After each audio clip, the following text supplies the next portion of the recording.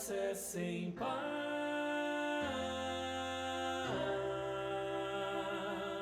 No sol que renasce, Deus vem renovar. Sua misericórdia é graça sem par.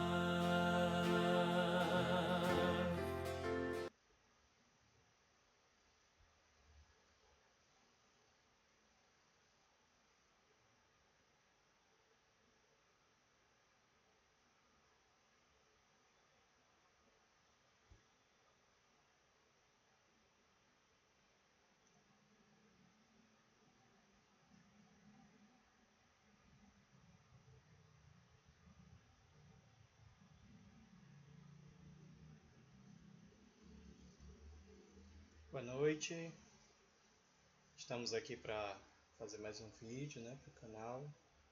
Hoje, como eu tinha prometido para vocês, nós vamos falar um pouco sobre a questão da renda fixa, alguns produtos de renda fixa. Vamos comentar um pouquinho uma matéria que nós vimos naquele canal Inteligência Financeira, bem interessante, assim, bem instrutiva, educativa, que é para a gente poder fixar alguns conceitos que a gente já trabalhou em outro vídeo, tá? Então eu vou abrir aqui para a gente poder dar uma olhada nela.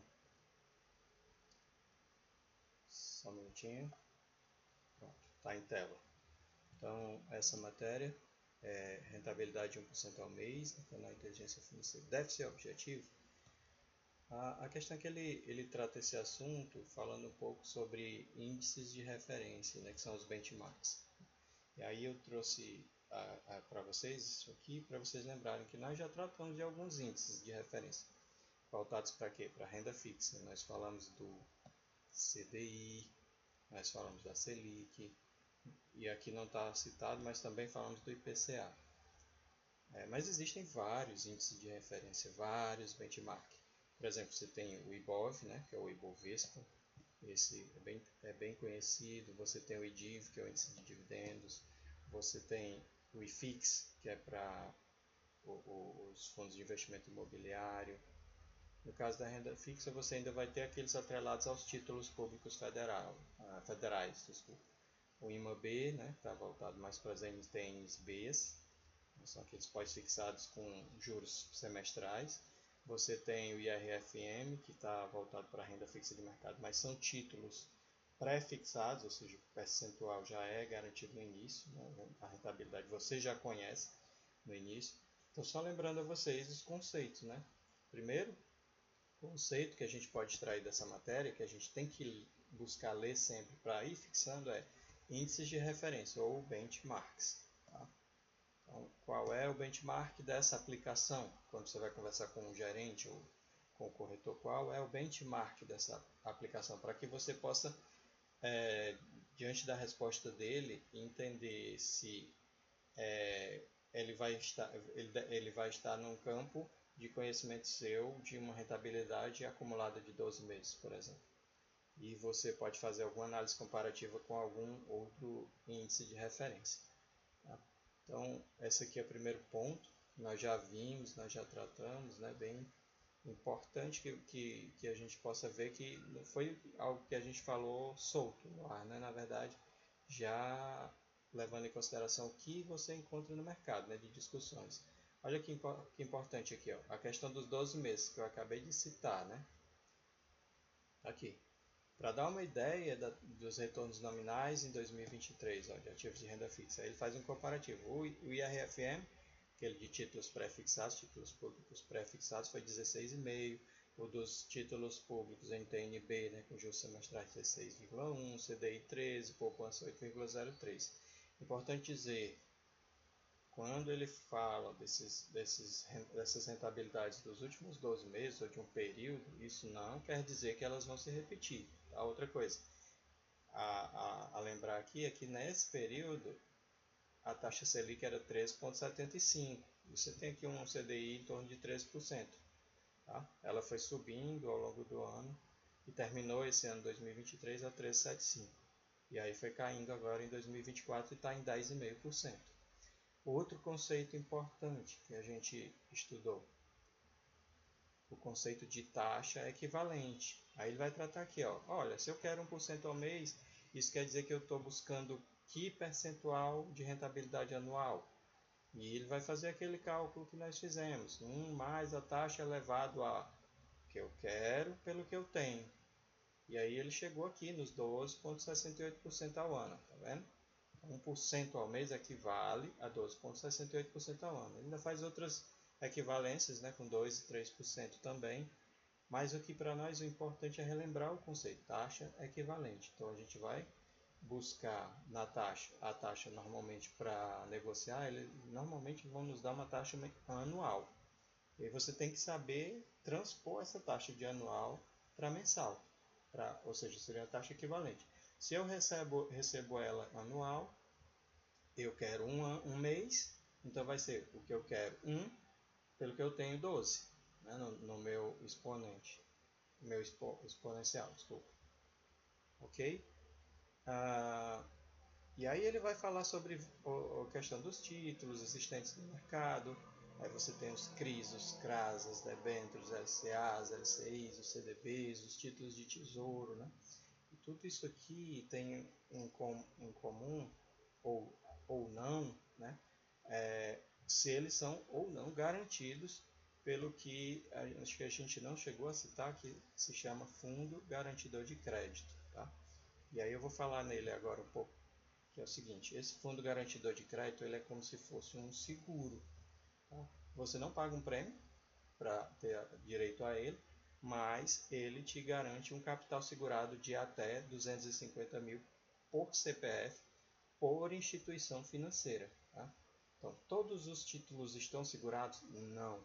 Nem todos os títulos são segurados pelo FGC. Você tem que buscar saber. A gente vai falar alguns aqui, mas sempre que você for negociar um título, uma aplicação, você tem que conversar com o seu gerente ou com o seu corretor e perguntar, esse título ele é garantido, ele é segurado pelo FGC? Tá bom? Outra coisa importante que ele vai citar aqui é a alíquota de tributação sobre os títulos de renda fixa. Olha aqui, ó. A grande maioria, ou a maioria esmagadora dos títulos de renda fixa, eles são tributados com base na tabela regressiva do imposto de renda. Né? São aqueles períodos de tempo, até 6 meses, 22,5%, de 6 meses a um ano, 20%, de 1 a 2 anos, 17,5%, acima de 2 anos, 15%. E ainda tem o IOF em alguns casos. Né? O IOF, que também é tabela regressiva, ele vai de 0 a 30 dias. Então, com 30 dias ele zera. Então, se você resgatar nesse período de 1 a 30 dias, ele vai ter uma tributação de 0,96 e vai decrescendo sobre a sua rentabilidade. Tá? Outra coisa importante que ele traz aqui nessa matéria, qual é a rentabilidade real do investimento? E a rentabilidade real, ela se baseia exatamente no cálculo da rentabilidade líquida, primeiramente. O que é a rentabilidade líquida? Relembrando o conceito, rentabilidade líquida é a rentabilidade esperada de um título menos, ou deduzido, o imposto aplicável a ele, né? Aquela tabela regressiva. Então eu tenho um título de 14%, 15%, não sei. Para você verificar qual é o rendimento líquido, você tem que ver quantos dias de prazo esse título já está investido, ou há quanto tempo esse título já está investido. Já tem mais de 6 meses, ele está entre 6 meses e 1 ano, então você aplica 20%, aí você vai multiplicar 1 mais a taxa que você espera, os 15% no caso, vezes 1 menos a taxa ou a alíquota aplicável a ele naquele período. No caso aí 20%, 1 menos 20%. Então, o número índice da rentabilidade esperada vezes o 1 menos a taxa aplicável de tributação para aquele título. Aí você encontra a rentabilidade líquida e divide essa rentabilidade líquida pelo número índice da inflação. Quando eu digo número índice, tem que saber que quando você trata por taxa, você nunca divide uma taxa pela outra diretamente. Você sempre tem que somar a taxa mais 1. Você soma a taxa e multiplica ou divide depois, tá? Mas nunca você pode fazer isso diretamente. Então aqui nesse exemplo dele, eu não posso pegar o retorno líquido de 14% ao ano e simplesmente dividir por 4,62%, que é a inflação do período, para encontrar a taxa real. Olha o que é que ele vai fazer. 1,14, ele soma com 1, e a gente diz aqui que ele está transformando isso em número índice. Da mesma forma, ele transforma a inflação em número índice, e depois ele divide um pelo outro. E depois que ele acha, esse resultado aqui, na fórmula, ele ainda tem o menos 1, que é para poder você achar a rentabilidade em percentual. Tá? Aqui, ó, subtrair o resultado por 1 e na sequência multiplicar por 100. Então é bem educativo esse artigo. Tá? Deixa eu ver se tem mais alguma coisa que eu acho importante citar para vocês. Não, acredito que pronto, ele acaba aqui. Então, muito instrutivo, né? A gente viu a taxa equivalente, taxa real, a gente viu comparativo a gente viu tributação, a gente viu comparativo, né, de rentabilidade acumulada num período, né, para fins de análise comparativa nossa. A gente viu um pouco sobre benchmarks diferentes, né, no caso índice de referência, tá? E aí eu vou mostrar para vocês só para a gente concluir, um quadrozinho que eu fiz. Vocês podem até salvar depois se vocês quiserem, tá? Que ele vai trazer alguns ativos dos mais conhecidos. Aí você tem o certificado de direitos creditórios do agronegócio. Aí aqui eu coloco, todos eles são renda fixa, né? Se ele é isento ou não, imposto de renda e IOF. E o prazo de vencimento, que na verdade esse prazo de vencimento aqui, ele é o prazo, digamos, de carência, né? Tem algumas corretoras ou alguns bancos que eles recompram esses títulos antes dos prazos de carência ou de vencimento. Mas eles, nesse caso, porque tem um mercado secundário muito forte, né? Mas aqui, por exemplo, se esse título ele fosse de um vencimento de 24 meses, você só poderia resgatar a partir dos 12 meses. Né? A carência dele é sempre 12 meses. Tá? E o tipo de rentabilidade? Ele tanto pode ser um título pré, ou seja, uma taxa de juros definida, já desde o início, você já conhece quanto você vai ganhar, ou pós, quando ele está atrelado a um índice de referência, que foi aquilo que a gente viu, um indexador. Aí você tem CRI, CRA. Outro dado aqui importante. Tem ou não tem FGC? Então, esses títulos CDCA, CRI, CRA não estão garantidos pelo FGC, mas são isentos de imposto de renda. E a grande maioria deles aqui, o tipo de rentabilidade pode ser pré ou pode ser pós, né? Dependendo do emissor. Aí você tem a LCI e LCA, que são garantidos pelo FGC, tá? Também isentos de imposto de renda, mas veja só, eles têm um prazo de carência, né, para resgate de 1 de 12 meses ou outro de 9 meses. Se você tiver numa XP, por exemplo, aqui sem fazer propaganda, mas ela é uma corretora gigante, então ela tem um mercado secundário enorme, então ela recompra antes do prazo. Aí você tem CDBs, você tem RDBs, que são muito conhecidos também. No caso, a diferença de CDB para RDB é que o RDB ele é intransmissível, você não transmite ele para terceiros, enquanto o CDB, pelo contrário, você pode, tá? Fazer essa negociação.